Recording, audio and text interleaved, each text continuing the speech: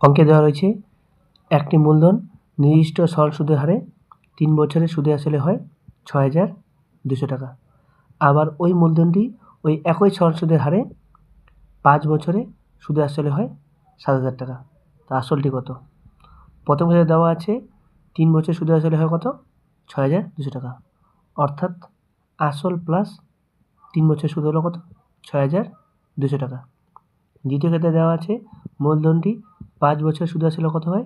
7,000 টাকা, অর্থাৎ আসল প্লাস 5 বছর সুদ সমান সমান 7,000 টাকা। যদি বেশি সময়টাকে আমরা কম সময় থেকে বিয়োগ করলে কী হবে? আসল কেটে যাবে। 5 থেকে 3 গেলে কত? 2 বছরের সুদ। যেহেতু আসলটা কেটে গেছে, বিয়োগ করলে কত হবে? 800। 2 বছর সুদ যদি 800 হয়, তাহলে 1 বছর কত হবে? অর্ধেক, অর্থাৎ কত হবে? 400 টাকা। অঙ্কে দেওয়া আছে 5 বছর কিংবা 3 বছর, যে কোনো একটা সময় ধরলে হবে। যে কোনো একটা সময় ধরে করলে হবে। আমি 3 বছর ধরে করলাম। যদি 1 বছর সুদ কত হয়? 400। তো 3 বছর সুদ হবে কত? বেশি। 1 বছরে 400, 3 বছরে বেশি হবে। বেশি হলে গুণ করে দাও।